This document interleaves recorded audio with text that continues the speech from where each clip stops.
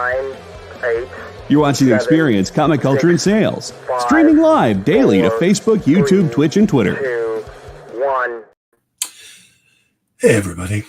Do you guys follow Gail Simone on the platform formerly called, yet still URL, Twitter? It seems that Gail decided, and Gail's a great writer, is a good person. I like her a lot. But it seems that Gail has decided that her hobby is to try to cause as much argument and strife as possible on Twitter.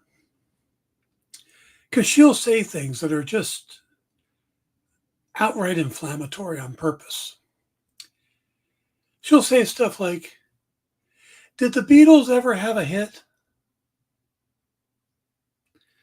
Or just little things like that.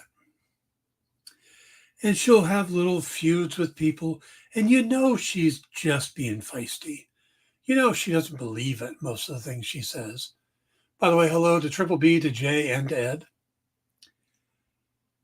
So, a few months back, well, okay. So we set up the Gale thing. Now, X-Men 97 dropped, the first 2 episodes. And I've only watched the first of the 2. Now, first thing I got to say is, when the X-Men came out, I was in my mid to late 20s. So, I was working already as a computer programmer. I was holding down a 9-to-5 job in an office. It's not like now where I work from home. So I didn't, yes, why do British microwave their tea? Yes, that's the kind of stuff that Gail will say. So when that came out, I would see some episodes, but I wasn't dedicated to it. Like had it come out 10 years prior when I would come home from school and catch it type of thing. That said, I thought it was a pretty good show, and we all know the theme song. Diddle-doo-doo-doo, diddle-doo-doo-doo, diddle-doo-doo-doo, diddle-doo-doo. It's stuck in your head. Anyway, so that dropped. Now, watching the first episode,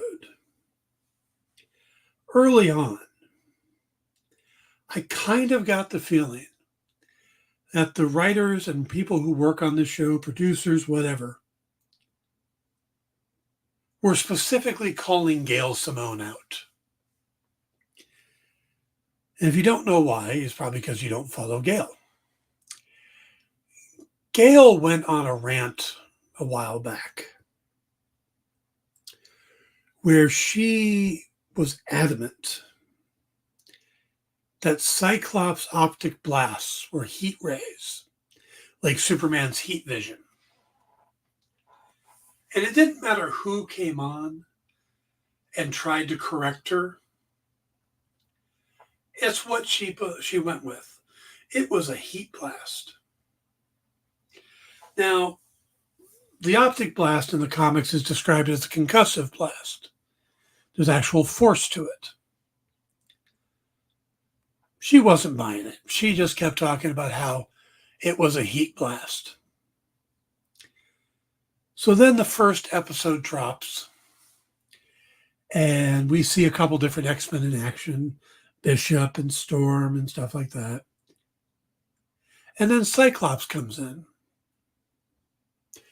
And Cyclops, in a couple different points in this episode, is so freaking badass.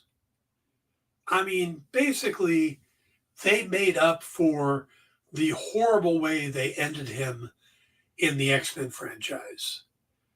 How Jean just made him disintegrate type of thing. That was... And I don't know about you guys, but I grew up at a time where Wolverine was everybody's favorite, but he was kind of oversaturated. So for me, a kid who got glasses around the same time I started reading X-Men, I quickly made Cyclops my favorite. Well, So the way they handled Cyclops in this episode really shows that they love that character. He was a total badass. But at one point, he's fighting a bunch of guys with Sentinel tech. And he's showing that his blast is a concussive blast. Specifically because he's knocking people over, but he's also using the blast to move himself. He turns, he fires, and he slides backwards away from the blast to get out of the way. And it's brilliant because I've never, in comics, you can't show motion and stuff like that anyway. But it was really well done. And then later, there's a part where they all have to jump out of the Blackbird, and the flying people are grabbing all over the place. Morph turns into Angel. Rogue grabs a couple. Storm grabs a couple. Cyclops doesn't care. Nobody's trying to grab Cyclops. He's like, good job, everybody. And then he flips himself over, and he uses his optic blast, its concussive property, to slow his descent, and he does a superhero landing. Again, totally made him a badass in this episode. Just out and out awesome. But I feel that they did that because of Gale and her whole thing about it being a heat ray. It's almost like they had to go out and go, we're going to show Gale where there's no doubt this is not a heat ray. This is a concussive optic blast. And I think they did a good job. And I'm sure if you go out to Gale's page today, she's going to go and stick to her guns and call it a heat ray. Because that's what she does. God bless her. Stay tuned for the Dan Wickline Show.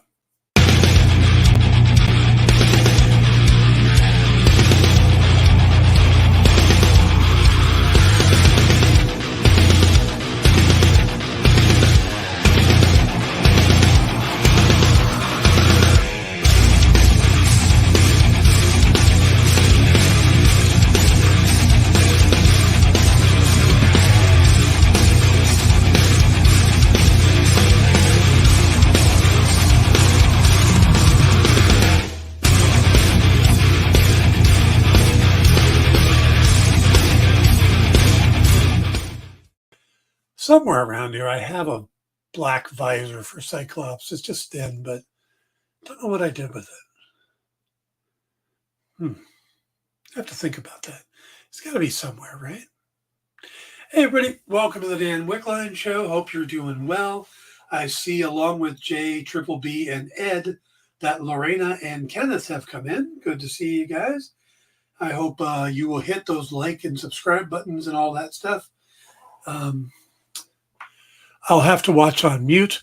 Spoilers, y'all. Yeah, that's the extent of our X-Men talk. I will not be giving spoilers for the story. I have not watched the second episode. So you guys don't need to go mute. We're not going to talk about that. We're going to do some news. And then we're going to talk about a new rumor involving Kang the Conqueror in the MCU.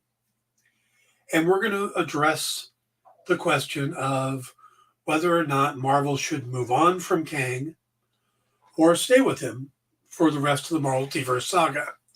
So, but we'll get to that. We're going to go ahead and jump into the news. Geek Chat will be talking X-Men later, yes.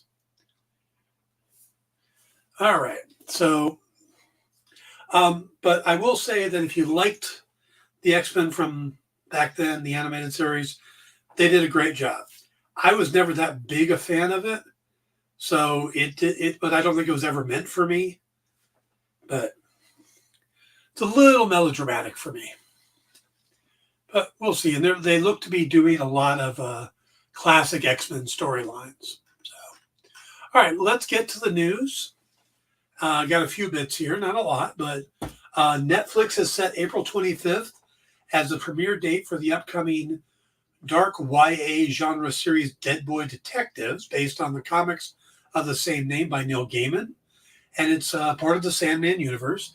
The story follows Edwin Payne, who will be played by George Rextrew, and Charles Rowland, played by Jaden Reverie. They are basically the brains and the brawn behind the Dead Boy Detective Agency. They're teenage boys, decades apart, who find each other only in death. Edwin and Charles are best friends and ghosts who solve mysteries. They will do anything to stick together, including escape evil witches, hell, and death itself. With the help of a clairvoyant named Crystal, played by Cassius Nelson, and her friend Nico, Yuyu Kitamura, they crack some of the mortal realm's most mystifying paranormal cases. This is going to be an 8-episode series with also has Jenny Lyons, Brianna Cuoco, Ruth Connell, Lucas Gage, and David Iacono in it. So, hey, cool. How you doing? All right, moving on. There is a report that a new license to kill may have been issued. According to reports from The Sun, Aaron Taylor Johnson has been offered the role as the next James Bond. Now, the search for a new 007 began shortly after Daniel Craig's No Time to Die hit theaters, and he announced that he was hanging up the Walther PKK, and the speculation began with almost every British actor being rumored for the role. But if The Sun is right, and they tend to have an inside connection on these things, then the man who played Quicksilver and Kick-Ass and is going to be Craven soon will be the one to don the tuxedo and order a martini shaken, not stirred. Now, this will be the 8th actor to take on the iconic role, following Sean Connery, George Lazenby, then went back to Connery, Roger Moore, Timothy Dalton, Pierce Brosnan, and of course, most recently, Daniel Craig. Though, to be clear, the report says that Ian Productions has offered Taylor Johnson the role, but it is unknown if he's accepted it, so we'll have to see. Variety is reporting that the rumor has been debunked. I read the Variety response, and basically what they're saying is that his group has said that they weren't offered the role, but that might change in the future. So it sounds like they're not confirming it. And I don't know. Like I said, you get these rumors. He'd be an interesting choice. So they got to cast somebody soon, eventually, right? All right, moving on. Michael Rosenbaum, who played Lex Luthor on Smallville, one of the best interpretations of Lex Luthor, revealed he and co-star Tom Welling were developing an animated series with the original cast and creators of the show that originated in 2001. He said, "All I could share is that it's a great idea. We have Al Go and Miles Millar, the creators of Smallville, backing us up. When it's the right time, we'd like to go and do this pitch to Warner Brothers. It has to be the right time, and right now is not the right time." He went on to say, "We had the strike, we had the change of executives at DC, one, of course, being my best friend in the world, James Gunn. When the time is right, I think it's something that it's a no-brainer unless they have other ideas. We'd like to do it. The whole cast would like to do it." Smallville, of course, ran for 10 seasons, starting off on the WB and eventually the CW.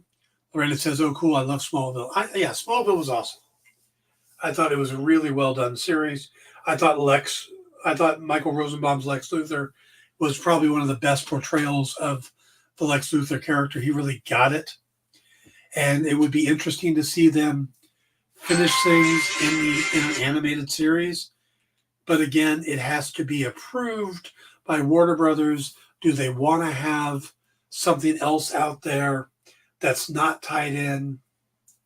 I think it's possible, especially with Rosenbaum and James Gunn being so close. But we'll have to see how that works out. All right, moving over to Disney.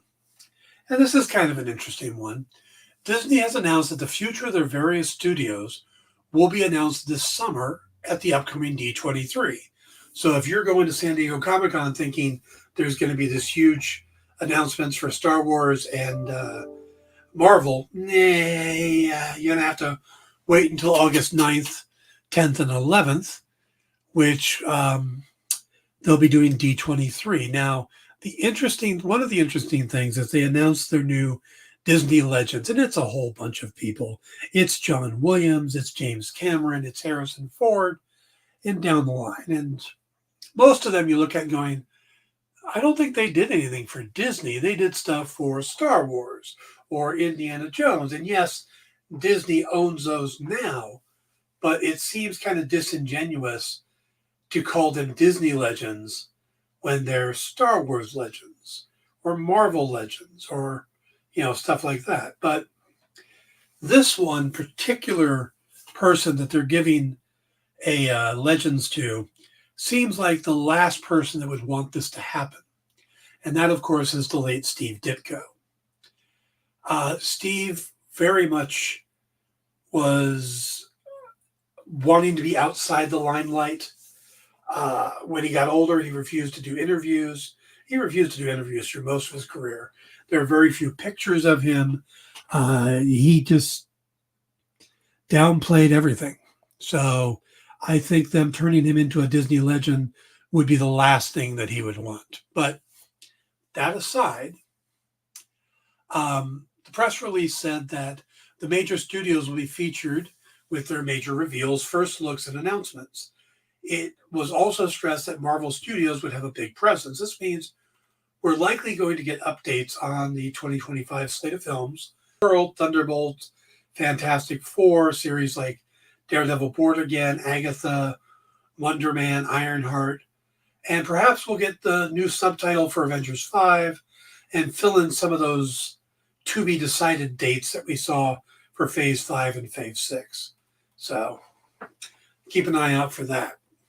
And then one other bit of news, and it comes from a strange source, Men's Health magazine.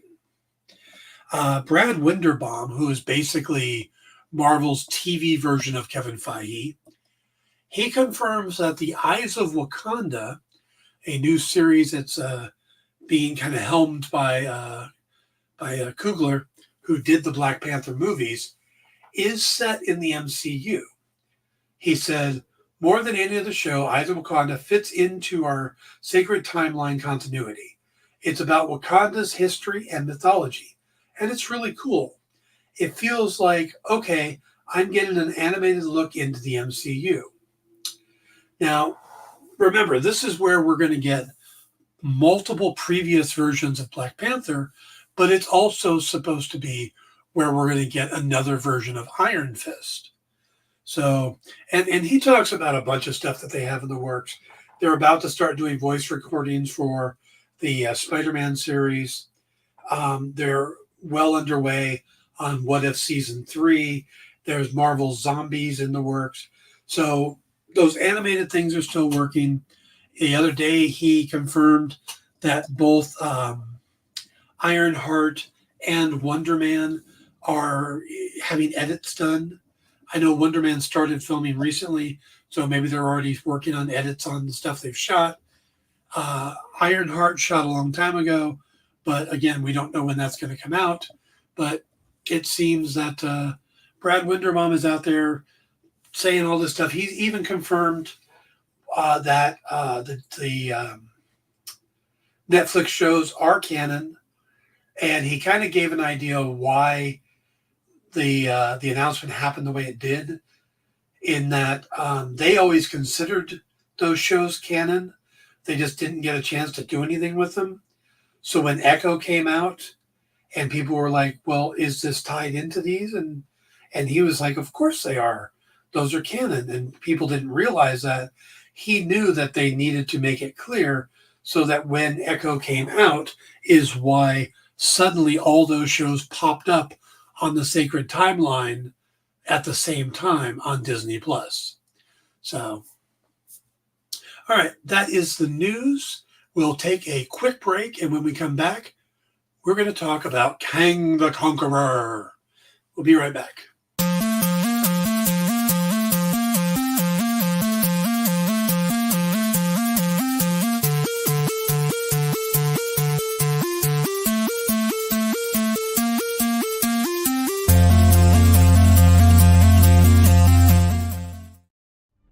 Symphonic verses, Nocturne's romance. A song of romanticized darkness, dreaming death by sleep.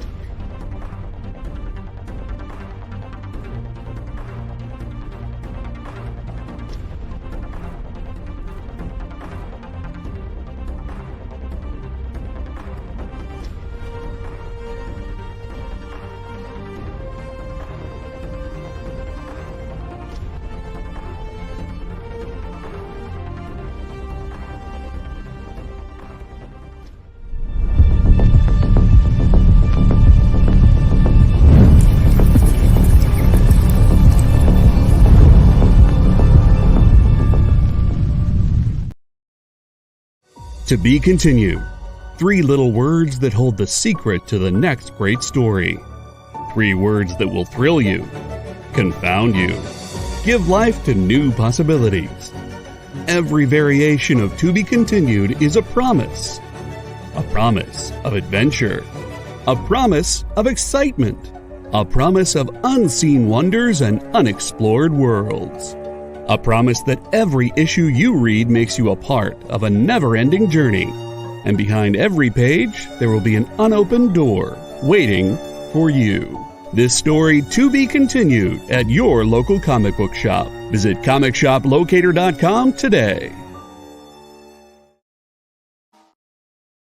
According to a statistic that I just made up, people spend 4 hours a day changing the television channel. People who watch The Experience don't do that. Save yourself a ton of time by tuning into The Experience and enjoying our new original programming 7 days a week. And then tell your friends. Think about the money they could save on batteries in the remote alone just by tuning into The Experience. Find out more by scanning the QR code below.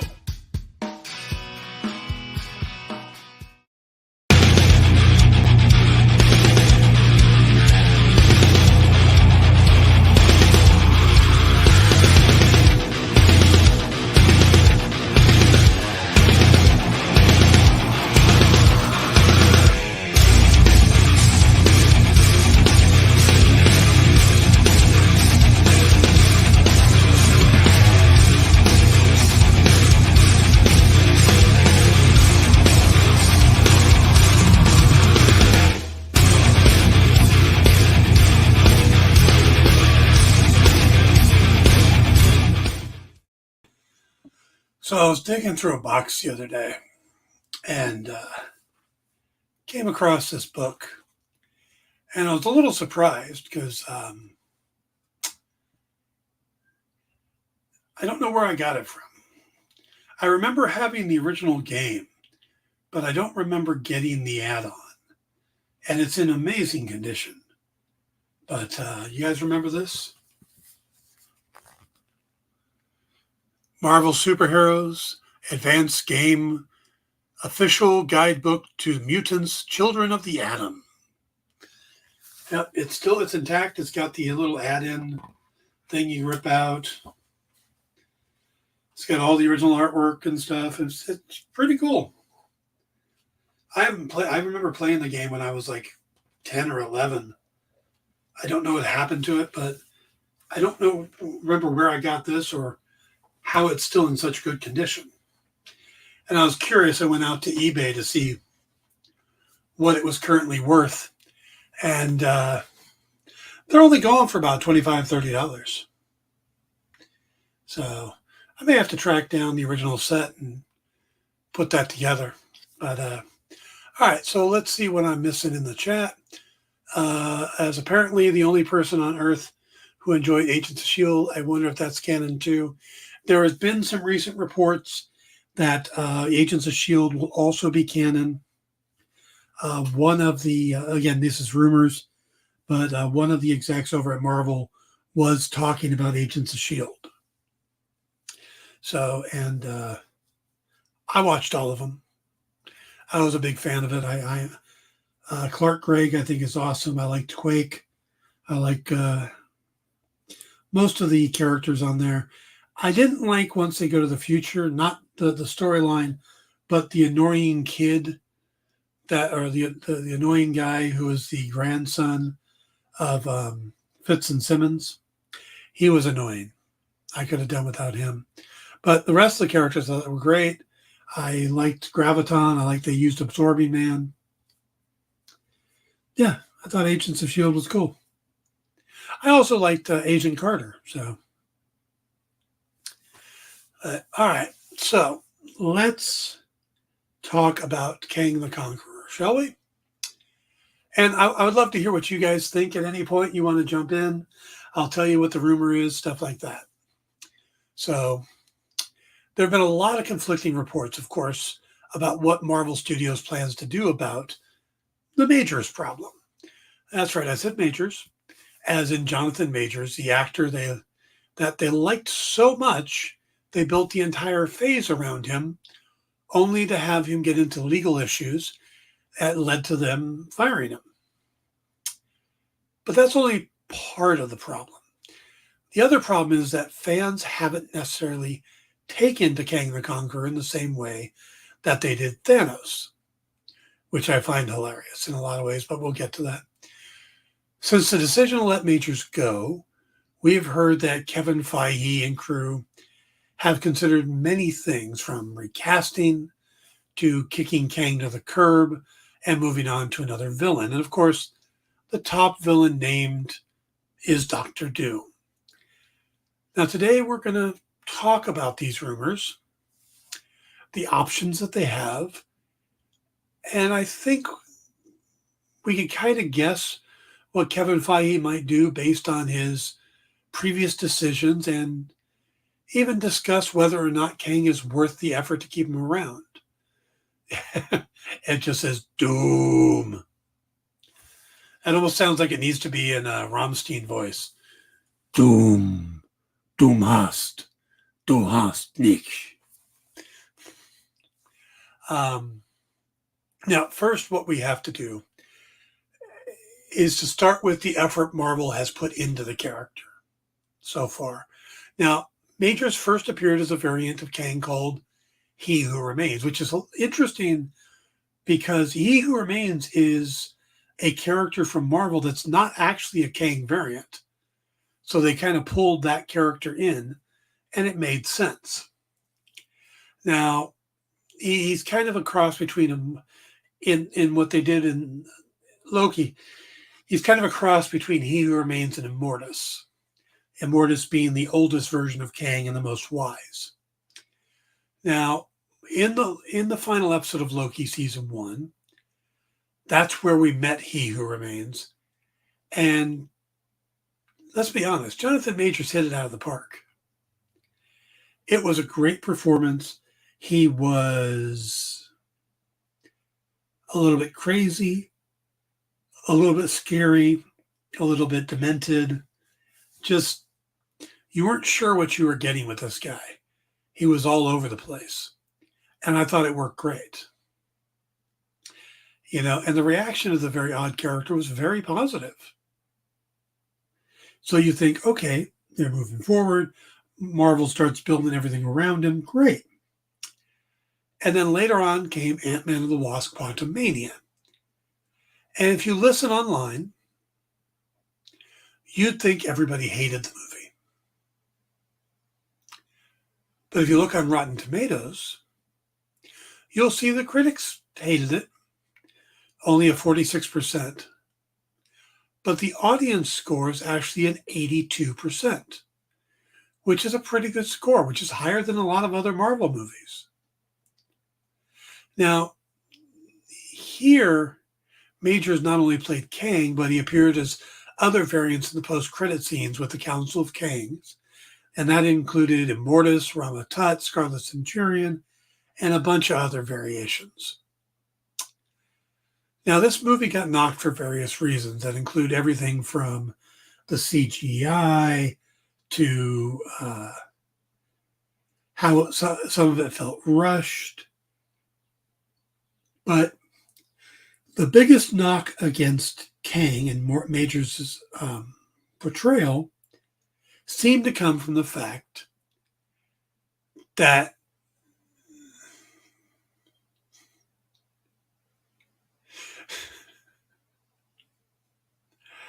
Yeah, JD can do what references he wants. They're strange, but we love them. All right, so they come from the fact that Kang got defeated. And now we're going to break that down in a minute. But Majors would then return in the second season of Loki as yet another Kang variant named Victor Timely. And this version, again, was very well received. But by then, the legal troubles had come out, and the court case was in full swing. So even though Victor Timely was an interesting character in how he was played, by then everybody had kind of turned on Majors. Now, before we look at the MCU Kang and how he stacks up, we should probably look back at the comic book version of the character and see what they were trying to do. Now, this is a time-traveling character created by Stan Lee and Jack Kirby as an Avengers villain, but they would later fold in other time-traveling characters that they had introduced. Rama Tut, which had debuted earlier in the Fantastic Four, another character named Scarlet Centurion, and the idea was all these different versions were the same, and it made it more interesting. The character himself is from the 30th century and is a descendant of Nathaniel Richards. Again, tied in the Fantastic Four, that's Reed Richards' dad. Now, I always thought it was interesting he was a descendant of Nathaniel Richards, but not of Reed Richards. So that means that Nathaniel did something outside of his marriage or something that launched this other line. Now, Kang would travel to various points in time using his future technology to try and take over the world, only to be defeated by the Fantastic Four and the Avengers countless times. And that's the interesting thing that people seem to forget, is that these villains were created to be defeated on a monthly basis. They learn from their mistakes and they come back as a bigger threat next time. That's a standard part of comics. I mean, at one point, Thanos was introduced as an Iron Man villain, not as a cosmic villain, and he flew around in a helicopter with his name on the tail. Let that sink in for a minute. The fact that they get defeated doesn't make them weak. The fact that they come back is what makes them strong. So Kang gets defeated in Ant-Man and the Wasp. If he learns from it, becomes more powerful, and comes back, that's a good character development. Now, did you know in 2019, Kang went up against Moon Knight? Not Moon Knight and a team, not when he was part of the West Coast Avengers, just Moon Knight. People seem upset because Kang lost to 5 heroes: the first Wasp, the second Wasp, the first Ant-Man, the second Ant-Man in stature, a group of resistance fighters, and a legion of frickin' giant intelligent ants that had thousands of years to evolve. Yet in the comics, he gets stopped by one guy with multiple personalities. This is the synopsis for the Moon Knight Annual from 2019. It says, Kang the Conqueror has found a way to rewrite his history in his own image. But when the chance to settle an ancient grudge against the Egyptian god Khonshu tempts Kang, the process is interrupted and time and reality go haywire. Now Khonshu's avatar, Moon Knight, must find a way to fix the time stream before Kang is able to complete his goal. But with time acting erratically, there's no telling where Moon Knight will end up and when.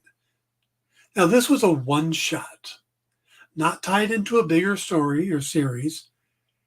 It was just a one-shot where he got defeated by Moon Knight. Yep, Ed brings up that that Squirrel Girl defeated Thanos. All right, so let's get back to Kang. The biggest complaint we hear is that Kang doesn't feel like a big threat, like Thanos did, because he was defeated by Ant-Man. But look at Thanos. In his first appearance, his plan was to give one of the Infinity Stones to Loki in a scepter so he could go use it to try and get another one, and the Cosmic Cube or the Tesseract, whatever you want to call it, ended up being the Space Stone, and to take out the Avengers at the same time. And he ended up losing both stones. Then he made a deal with Ronan the Accuser to get the Power Stone and gave him two of his children, Korath and Nebula, and originally Gamora, to help, and they also failed. And the stones ended up in the care of Xandar. And at this point, he's been defeated twice and never got out of his chair. When he finally gets into action and wreaks havoc across the galaxy and puts together the Infinity Gauntlet, you know the rest. But he lost his first two outings. He didn't seem like that big a threat. I mean, that's the thing you heard in Guardians of the Galaxy is, oh, he just sat there in his chair. He didn't do anything. Well, we think of Thanos now as a threat because we've seen Endgame. We've seen Infinity War. We watched him in the final battles and stuff. This is all the setup for Kang. But let's get back to Quantumania. So Kang was exiled by the Council of Kangs. With the help of Janet Van Dyne, he was able to rebuild his chair and get his powers back. From there, he took over all of the quantum realm and was working on getting the power core back. And I know it's not called the power core, but I don't remember what the name of it was. Overall, Kang is just a human male from the 30th century with a high level of intelligence and future tech. When Ant-Man and the family end up in the quantum realm, they brought with them an X factor that couldn't have been planned for. A colony of ants that just happened to land into a pocket area where they were able to evolve for thousands of years in the short time the rest of the story was going on. And then it was this army of evolved giant ants that were able to overwhelm Kang and damage his suit. They didn't stop him completely. He was able to escape and return to the tower, where then he confronted Scott Lang, and we ended up with two men fighting without their tech. Scott couldn't shrink, and Kang didn't have the power suit. For the most part, Kang was winning the fight until the Wasp returned, used her tech to blast him into the collapsing power cell. So again, I don't see Kang as having been weak in any of that. I think that Ant-Man came on, was able to get the victory by the skin of his teeth and using a group of evolved ants. Now, Kang's threat comes from different things. Very different from Thanos. He's not a huge alien fighter that gets a hold of a set of cosmic gems that allow the user to do anything. I think the idea of Kang with the Infinity Gauntlet would actually be much scarier than that of Thanos with it. I think Kang has a better knowledge and a better imagination than Thanos. I mean, Thanos just went, what I'm going to do is get rid of half the people so there's more resources. He could have just doubled the resources. He could have shrunk all the people to half their size so they didn't eat as much, they didn't take up as much space, and then you had more room to grow and plant and stuff. I mean, there's a lot of ways he could have got around it without wiping out half of the population. Thanos just didn't have much of an imagination. Now, I think Kang would come up with a much more maniacal idea for the power. Kang's true power comes from his ability to manipulate time, which is something we only got a glimpse of at the end of Loki season 1, but something that Quantumania and Kang didn't have access to. He was just trying to get out of the quantum realm. What happens to him when he gets pulled into the power cell? Well, we don't know. What knowledge do the other Kangs have? That's the real threat. One defeat does not condemn a villain. That's why I think Kang is well worth keeping around for the rest of the multiverse saga. Oh, hey, Trade Paper Dad. The problem with the MCU villains compared to comics is that they do not live up to their name. Kang was not shown conquering, and Gore was not shown butchering. One and down. Well, see, now I agree with you on Gore the God Butcher, but then I think Thor Love and Thunder is probably the worst Marvel movie out there. I think Kang is just being set up, and we haven't really seen him as dangerous as he could be. So I think they're just sowing the seeds like they did with Thanos. You know, Thanos didn't suddenly show up with the gauntlet and kicked everybody's ass in Infinity War. He spent the time in the Avengers and the Guardians of the Galaxy and stuff like that, building up to that. So, all right, so Marvel's options are kind of simple, really. They can recast majors, they can move on to another villain, or do what this recent rumor says, which is add a second villain to take some of the load off of Kang. Now, I don't like the idea of moving away from Kang completely. They put too much time and effort into him to just abandon the character that I think could still work well. I think recasting is the perfect option, and there have been a handful of interesting names floated. Right now, Coleman Domingo from The Color Purple and Candyman currently seems to be the one that's getting the most buzz. Now, introducing a second villain would be interesting, especially if they end up doing something like Contest of the Champions, where the Kangs are put up against the Avengers. Maybe it's a game being played by the Collector and Grandmaster, and we get to bring back Benicio del Toro and Jeff Goldblum. That would be interesting. That might be a little too close to Secret Wars, but I think it would be interesting to have that type of thing. But Trade says, MCU should replace Majors with a new actor. They could explain that Kang is not dead, just a new realm beyond the quantum. Exactly. It says, wasn't the next Avengers movie announced as Avengers the Kang Dynasty? It was, but recently they kind of went back to calling it Avengers 5. And we don't know if it's going to stay. The reports say it's not the Kang Dynasty anymore. It's only been referred to as Avenger 5 in recent Disney announcements, where they're still calling Secret Wars Avengers Secret Wars. So don't know what they're doing there. Now, to answer the earlier comment about Doom, I don't think they would bring Doom in simply because they're about to launch the Fantastic Four franchise. And you don't want to take away one of their top villains from them. I mean, that you want to build up to Doom. You want Doom to be a major part of the Fantastic Four.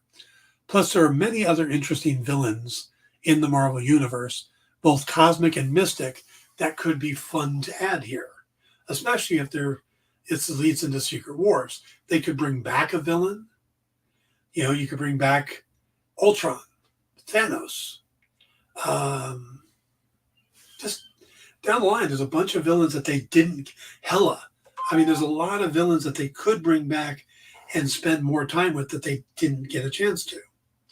So, now, I do believe that that's what Marvel will end up doing, recasting Kang and sticking with the character. Whether they bring another villain in or not remains to be seen. But it's already built into the MCU that you can have variants that don't look like the same as the one you can change it. So you don't have to, it could just be a different Kang variant and move forward, or say, he got, his looks got changed when he went into the power cell. I really do need to figure out what that thing is actually called. And it had a ripple effect across the council, et cetera, et cetera. So you can easily make the change. All of that is set up and easier to do than to walk away from the major villain, then take the time to try to build up a new one. Now, the other reason I believe they will go with that plan is Kevin Feige doesn't give up on things. Look how much effort he put into making people like Thor the Dark World. He made it a major part of Avengers Endgame. Remember how much everyone hated the Mandarin reveal in Avengers 3 or Iron Man 3? Now, we all loved Wenwu in Shang-Chi, and Trevor Slattery is gotten a new life again. People are excited he's going to be in Wonder Man. They loved him in Shang-Chi. Trevor Slattery was hated at the end of Iron Man 3. Kevin Feige doing his magic. He's like an old computer programmer that fixes in production. You know, he's like, oh, that didn't work. Well, we'll tweak this here, a little tweak. Multiversal Engine Core. Thank you, JD. It's a much better name than Power Core. Look, he's even trying to bring everyone around on the Ed Norton Hulk movie by bringing back Tim Blake Nelson and Liv Tyler for the upcoming Captain America 4. You know, after already bringing in William Hurt and Tim Roth. So he's like the ultimate spin doctor. The only problem is the MCU has gotten so much bigger now that it takes them longer to get to the fixes, and the online community gets more hits with negative headlines. So, but the truth is, I think that, you know, if anybody can bring people around again on Kang, it's Feige. And I think he's going to. Yeah, they recovered the Mandarin flub very well. And that's my point, is I think Kang is too big and too important of a Marvel character to just toss him away now. They've set him up. They've got it built up. There's some really good actors they could put in there. And you know what? They don't have to, you know, they could completely go different. They could say that because of everything that changed, suddenly Ouroboros is the new Kang. If you watch Loki, that kind of makes sense. You know, and then Ke Huy Quan is your new bad guy. Or you bring in somebody like Coleman Domingo, or you could bring in anybody, because that's the point, is multiverse, you can be different colors, different genders. Doesn't matter. Coleman Domingo would be great. There's a lot of there's other really good actors out there they could bring in and fix Kang. So I think that's what they ought to do, and not give up on a character that, you know, if you think about it, both Loki seasons, that character was well received. And if you look at the Ant-Man movie, yeah, there's a lot of negativity about it out there. But when you go and look at the actual score, like I said earlier, it's got an 82% audience score on Rotten Tomatoes. So it comes down to, when people hate something, they want to tell people they hate it. When people love something, they want to tell people they love it. When they like something, they tend not to go out there and talk about it as much. So, you know, the vocal people tend to be the extremes. So it's hard to look at the online chatter and get a real good idea of what the consensus of something is. Just keep that in mind. All right, we're going to take our other break. We're going to come back, and I got some key collectibles for you. Be right back. Did you know that every experience show, including some exclusive content, streams on Twitch? Check it out, twitch.tv/the_EXP. Or just scan that QR code.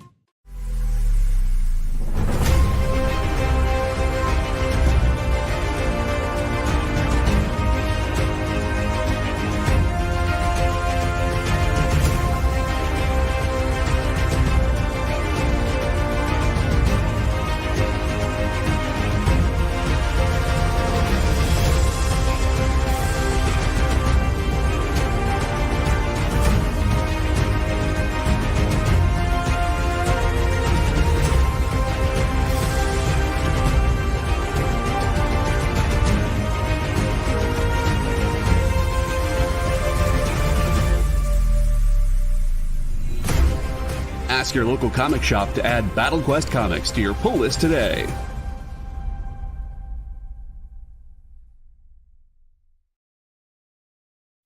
Comic Collectibles is a pretty straightforward show.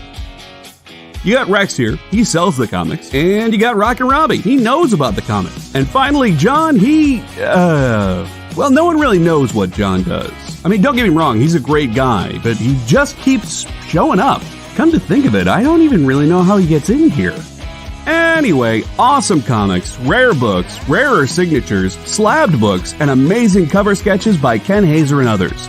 Simple formula, you want the comics, you buy the comics. To sum up, Rex sells the comics, Robbie knows the comics, and John, who might possibly be a ghost. I mean, seriously, has anyone ever seen him show up or leave? Comic Collectibles with Rex and John, Mondays from 6 to 8 Eastern on The Experience. Comic Culture and Sales.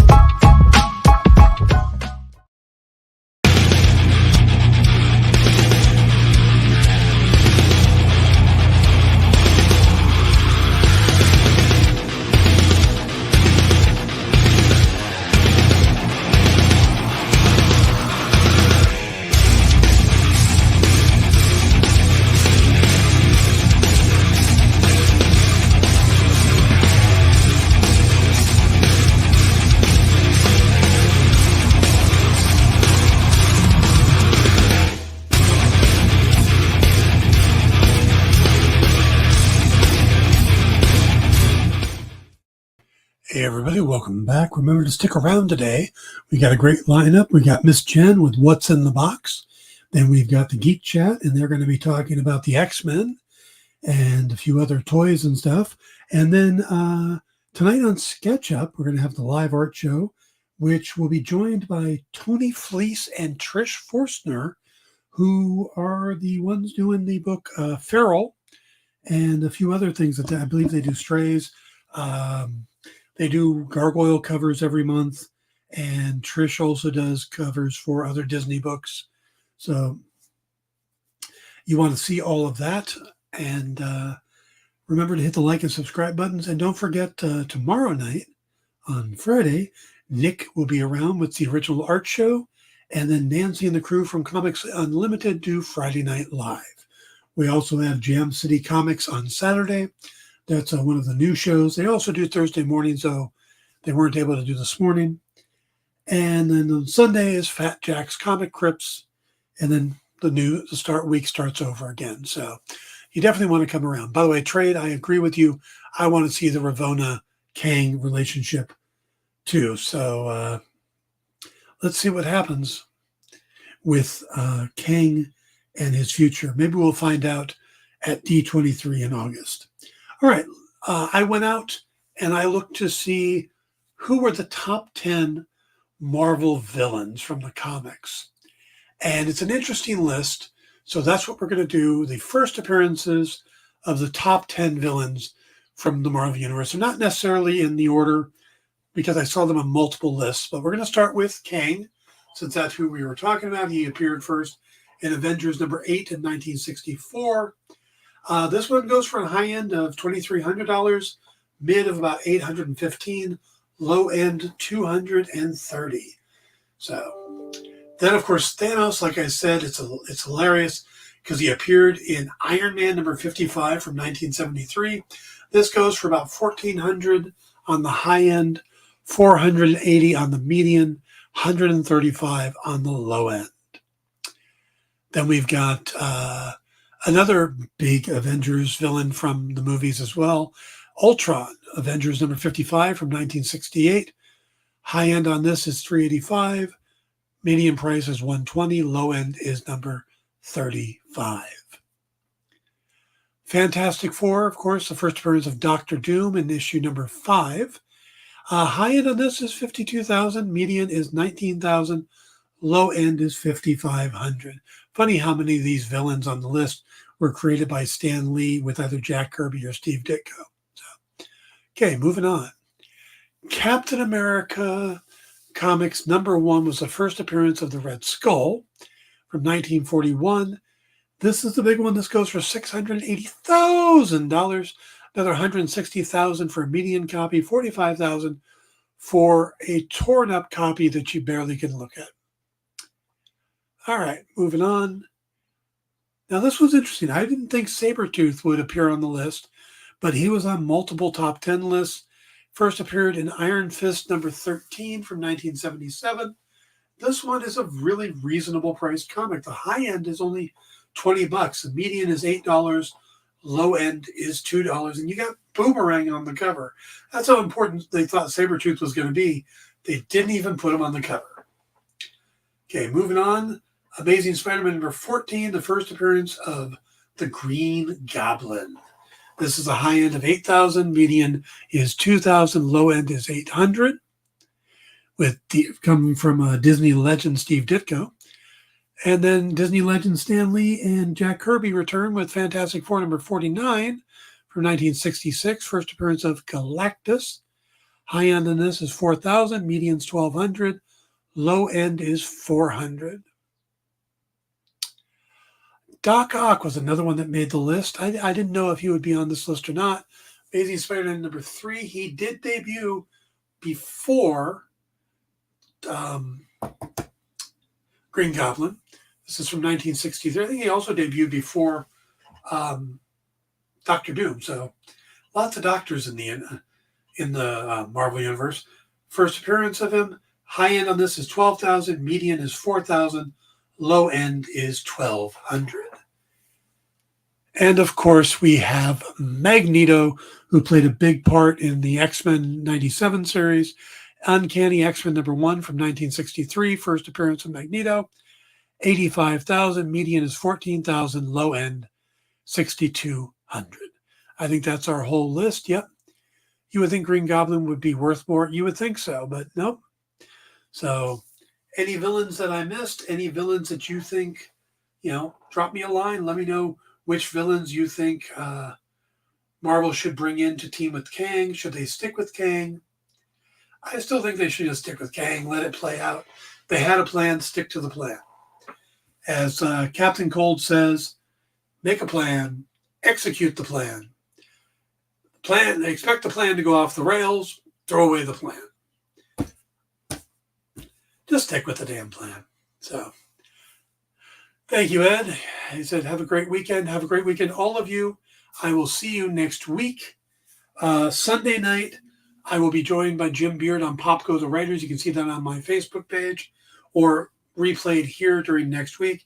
And we are going to be talking about Steve Ditko, the Disney Legends thing, and just about the history of Steve Ditko. We're going to focus on Steve. So that'll be our main topic for Sunday night. So thank you all for tuning in. Stick around for What's in the Box, the Geek Chat, and of course, Sketch Up. Have a good night, everybody.